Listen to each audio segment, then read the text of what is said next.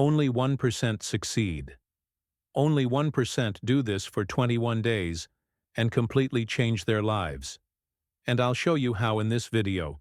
But first, subscribe to the channel so you don't miss any of the codes that will make you rich. Let me tell you something that might sound strange, even a little provocative. Most people don't fail because they're weak. They fail because they never stayed long enough in the right process. Everyone wants quick change, visible results, external signs, but almost no one accepts the kind of transformation that happens silently. And that's exactly why only 1% get there. It's not talent, it's not luck, it's not above-average intelligence. It's sustained decision-making. Perhaps you've tried to change before. You started out enthusiastic, full of hope, promising that this time it will work. But as the days went by, routine took its toll. Your mind grew tired, and doubt returned. And here's the paradox. The problem wasn't giving up too early. It was never understanding what really needed to be done in those first 21 days.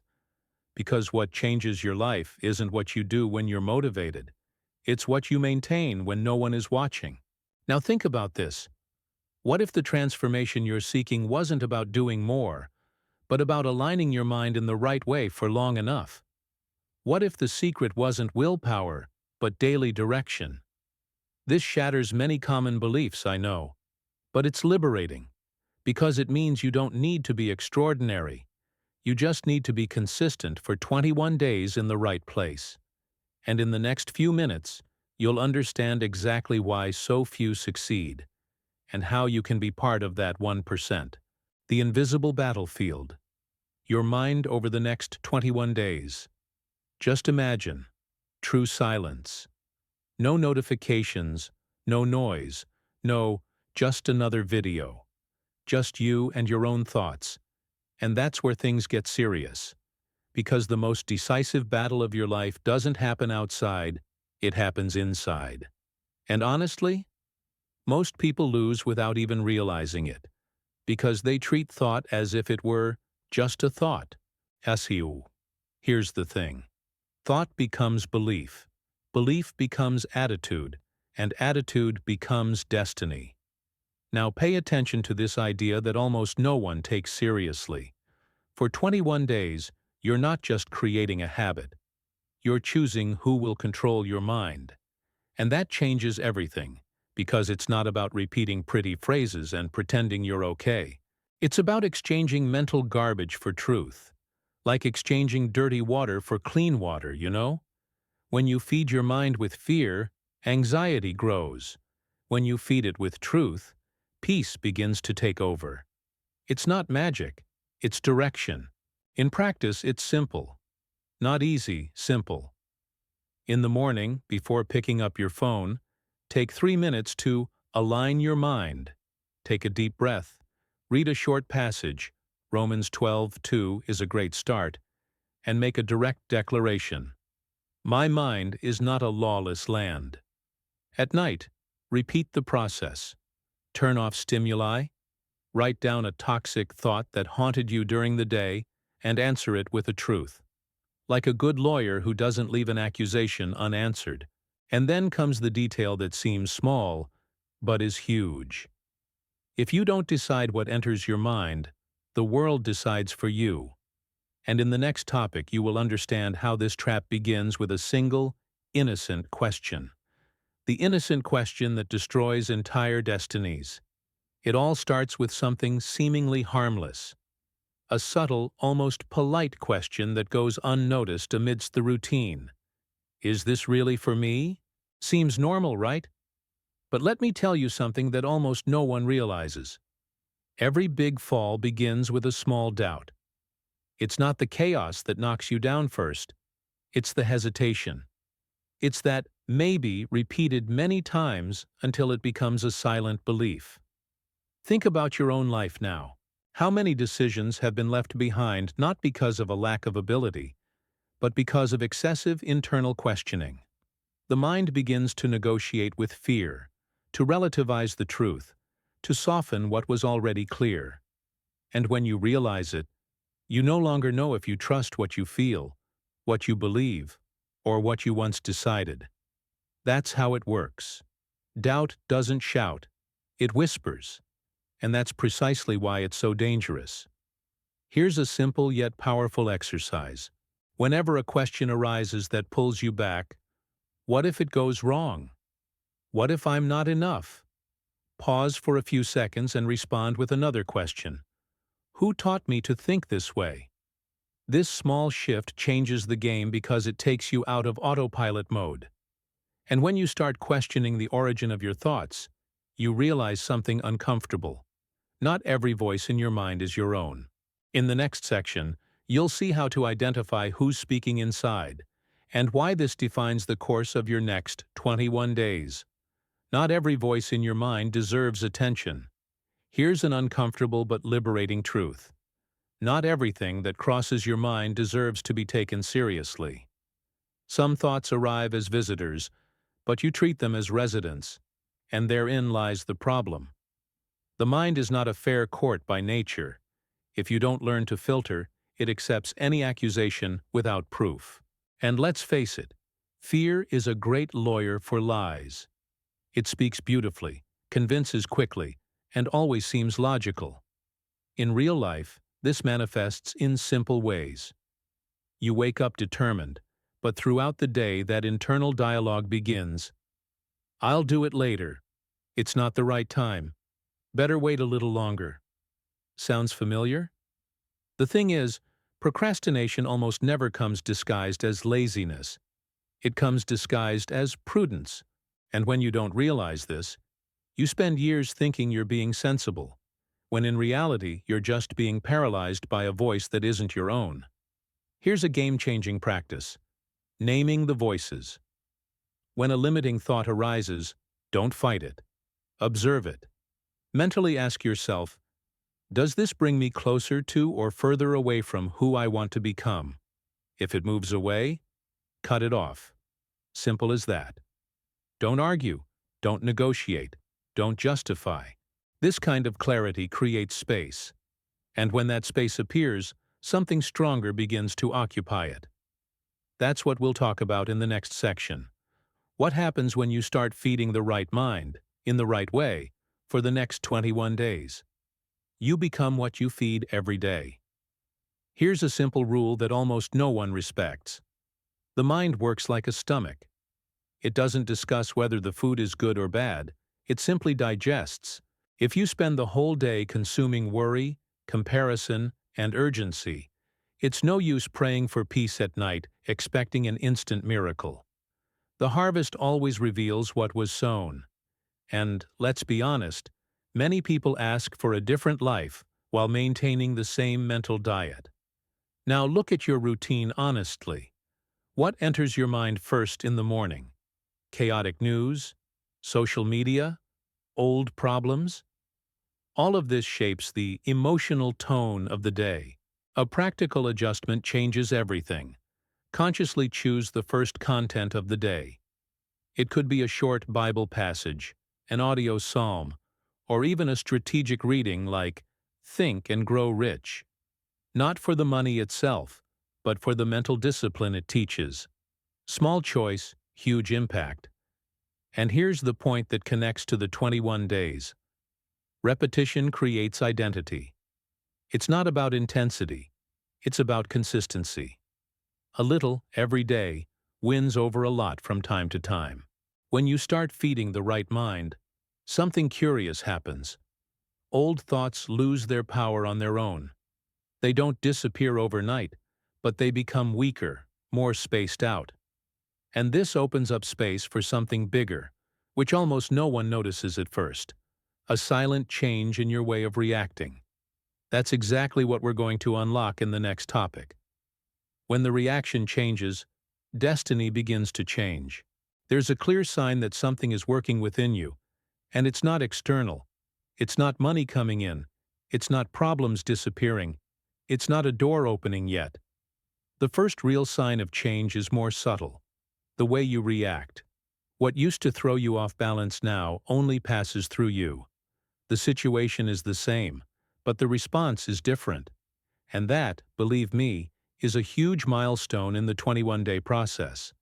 In practice, you start to notice this in silly, everyday details. A snide comment that used to ruin your week now loses its impact in minutes. An unexpected event that used to cause anxiety now becomes a course correction. It's not coldness, it's mental maturity. It's as if something inside you is saying, "Calm down, this doesn't control me." That's growth. And it grows because the mind has started to operate on another level, less reactive and more conscious. Here's a simple exercise to reinforce this. Whenever something irritates you, don't respond immediately. Take a 10-second break and ask yourself, which version of me responds better now? This small delay changes everything. It breaks the automatic response and activates control. And when you start reacting differently, the world starts treating you differently too. In the next section, you'll understand why this change bothers some people around you so much, and why that's a good sign. Why is your change starting to bother those around you? There's a curious moment in this process when something strange happens. You change inside, but it's others who react. People who previously didn't even offer an opinion start to find it strange, to question, sometimes even to provoke. Not because you did something wrong, but because your new attitude breaks an invisible agreement. When you change, the environment feels exposed, and that affects those who still live on autopilot. In real life, this appears in subtle phrases. "You're different." "Since when do you think like that?" "Relax. You don't need all this." It seems like a joke, but it's resistance. Not to you as a person, to the possibility of change. Because when you choose to grow, without realizing it, you remind the other person of what they've postponed. And that generates discomfort. But here's the key point. Causing discomfort isn't a sign of error. It's a sign of internal displacement. The key now is simple and strategic. Don't over-explain, don't argue, don't try to convince. Keep going. Consistent silence speaks louder than words. Stay focused on your 21 days, your mental discipline, your daily alignment. Because when change is sustained, it stops bothering you and starts to inspire. And that's where a crucial question arises, one that most people avoid facing. And that's exactly what we're going to tackle in the next section. The invisible price that only a few are willing to pay. There comes a point in the 21 days when everything gets quieter and harder, not because it went wrong, but because the initial enthusiasm fades. And it's exactly here that almost everyone gives up. What nobody tells you is that the real price of change isn't effort, it's constancy without applause. It's about continuing when nobody's watching, when nobody's commenting, when nothing extraordinary seems to be happening. That's the real deal. At this stage, the mind tries to negotiate again. It says things like, "I've done enough, I can relax a little, I'll get back to it tomorrow." It seems reasonable, but it's a trap. Because real transformation happens in the territory of disciplined boredom. It's about repeating the basics when they no longer excite you. It's about maintaining alignment even when the day has been tough. And here's a secret of people who change their lives. They don't wait for the will to act. They act despite the lack of will. A simple practice helps a lot now. Reduce, but don't stop. If one day you can't read a verse. If you can't pray at length, say a sincere sentence. The mistake isn't reducing the intensity, it's breaking the sequence. Because sequence creates identity. And when you realize you can continue even on ordinary days, something changes completely inside. In the next topic, you'll understand what happens when this identity begins to solidify, and why, after that, there's no going back. When you keep going, you become who you are, and no longer what you do. At some point, and many people don't even realize when it happens, continuing stops being an effort and becomes part of your identity. You no longer wake up wondering if you're going to do it. You simply do it. It's not motivation, it's alignment. And that's powerful because now your mind isn't constantly fighting with you. It understands the new pattern. It just clicks. What once required effort now flows naturally. In practice, this changes everything. You start making faster decisions, saying no with less guilt, and choosing better where you invest your time and energy.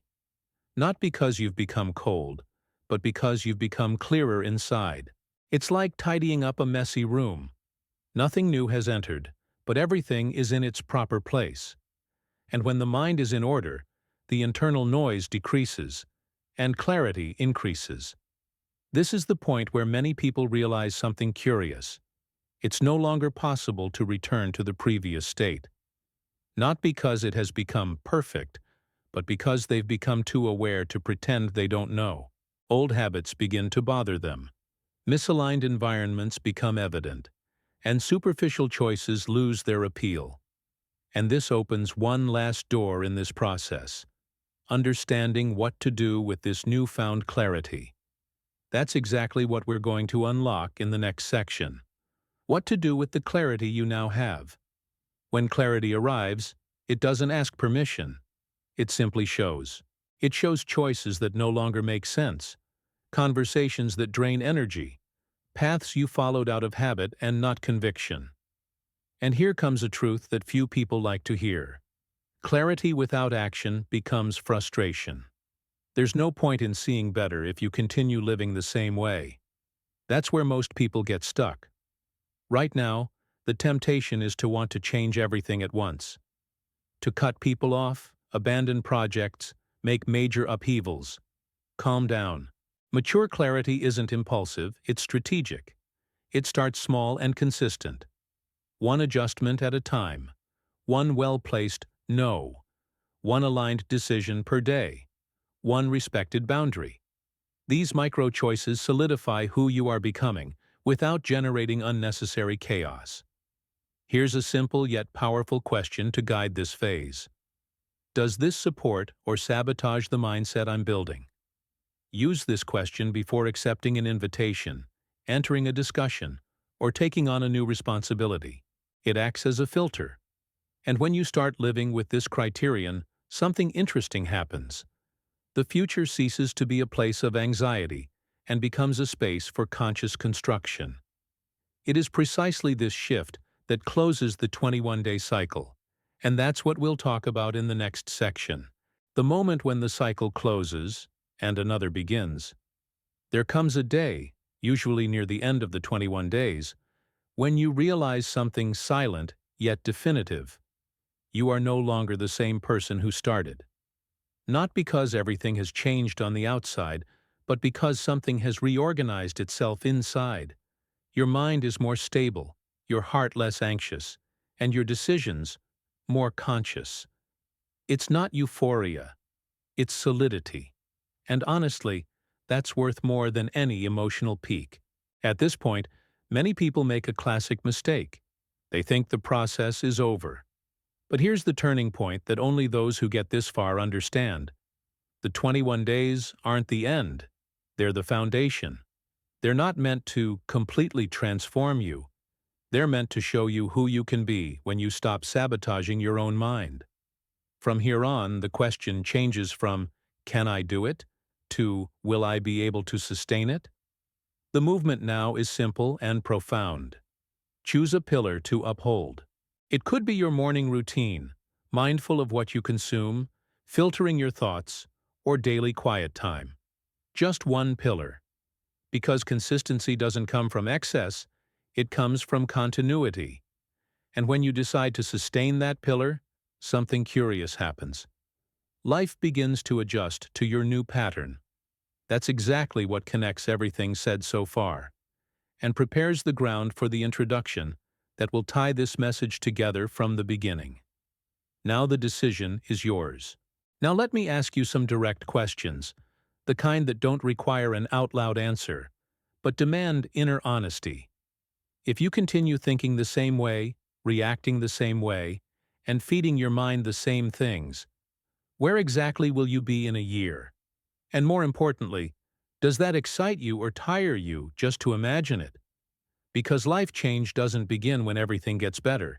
It begins when you decide to stop living on autopilot. You've just received something that many people go their whole lives without accessing. Clarity about the mind, about cycles, about the invisible price of consistency, and about the power of 21 well-directed days. Now comes the part that separates intention from transformation. Application.